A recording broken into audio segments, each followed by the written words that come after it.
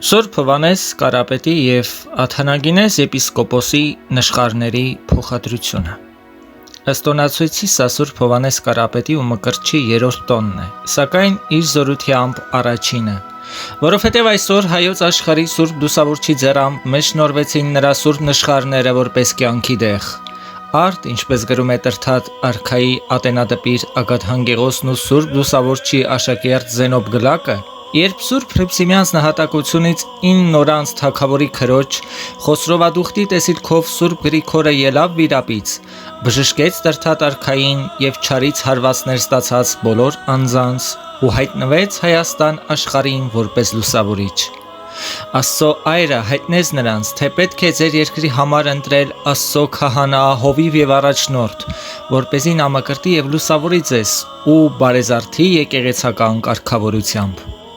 Թագավորն ամբողջ երկրով հանդերձ ազգի քահանայապետության համար որոշեց ձեռնադրել հենց իրեն, Գրիգորին, իսկ Սուրբ Լուսավորիչը, թեպետ ամեն կերպ հրաժարվում էր, սակայն երկնավոր հրամանով, որ եղավ հրեշտակի կողմից, ստիպված եղավ ընդունել քահանայական կարգը։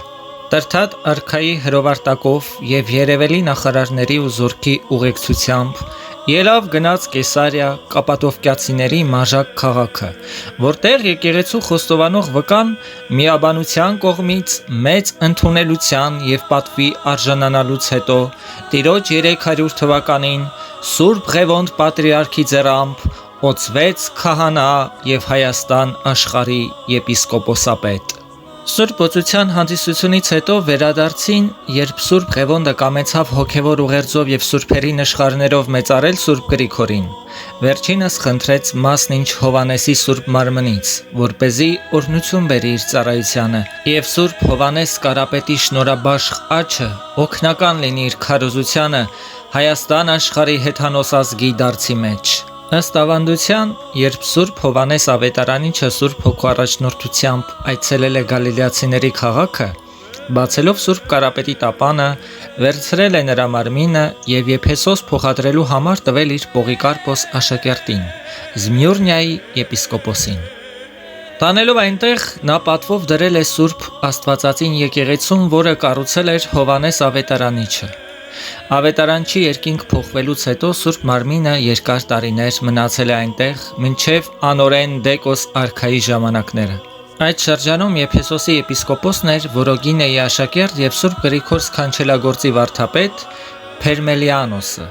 Ժամանակի հալածանքների պատճառով Տիրոջ 251 թվականին Փերմելիանոսը փախչելով Եփեսոսից գալիս է Կեսարիա, իր հետ ունենալով աստվածային անգին գանձը, Սուրբ Հովհաննես Կարապետի ամբողջ մարմինը առանց գլխի,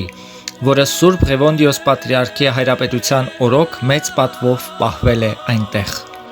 Սուրբ Գրիգորի այս մեծ խնդրանքը ժողովրդի ահիտ ծանր թվաց Ղևոնդիոս պատրիարքին, սակայն հետո հրաման առավ Տիրոջից, որ կատարի այն, և Կեսարիայից նրա մեկնելու վերջին գիշերը տվեց խնդրածը։ Եվ քանի որ արդեն չկար Սուրբի ամբողջ մարմինը զանազան տեղերում ցրված լինելու պատճառով, տվեց նշխարներից մասնինչ, որի համար հույժ ուրախ եղավ Սուրբ Գրիգորը, և այն վերցնելով պատրաստվեց ուրախությամբ ճանապարհ ընկնել։ Սակայն երբ կեսարիացիներին հայտնի եղավ, թե Սուրբ Կարապետի նշխարները որպես պարգև տվել են հայոց երկիր տանելու համար, բռնացան և ընդդիմացան, չկամեցան տալ պատվական գանձը և կռվի ելան։ Իսկ հայոց նախարարները, տեսնելով բարձրացած աղմուկը և զգուշանալով, որ իրենց զորքը արյունահեղության չմատնի խռոված քաղաքացիներին, 12,000 դահեկան տվեցին Կեսարիայի քաղաքապետին, որպեսզի հանդարտեցնի ամբոխին։ Սակայն հայոց զորագլուխ անգեղատ անիշխանը, զայրացած կեսարիացիների արարքից և նաև այդչափ ծախսված գումարից, կամեցավ հրի մատնել քաղաքը։ Բայց երանելի Գրիգորը, իրազեկ լինելով նրա որոշմանը, խրատներով և հանդիմանությամբ արգելեց իշխաններին և զգուշության համար այդ մասին տեղեկացրեց Ղևոնդ հայրապետին։ Այնժամ երանելի Ղևոնդը, անձամբ գալով իշխանների մոտ, համոզեց նրանց խաղաղվել և հաշտեցնելու համար անգեղատ անիշխանին պարգևեց Սեբաստիայի Աթանագինե եպիսկոպոսի նշխարները, որը Սուրբ Գրիգորի աներորդին էր և նահատակվել էր Դիոկլետիանոսի արբանյակների կողմից։ Տվեց 2 լուսավոր պատվական քարեր, 2 սուրբերի նշխարներ, որ նա ստացել էր Հռոմի Սուրբ Սեղբեստրոս հայրապետի կողմից։ Եվ նրանք առնելով խաղաղությամբ ճանապարհ ընկան։ Կեսարիայից ելնելով Սուրբ Գրիգորը նախարարներով հանդերձ նախ եկավ Սեբաստիա։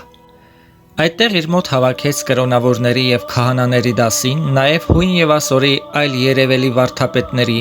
որպեսզի գործակից լինեն իրեն ողջ Հայաստան աշխարհի լուսավորության համար։ Նրանց մեջ անվանի էին Քրիստոսի երկու կենդանի վկաներ՝ Անտոն եւ Կրոնիդես սրբակրոն մենակյացները, որոնց որպես Սուրբ Գրիգորին գործակիցներ ուղարկել էր Սուրբ Ղևոնդ հայրապետը։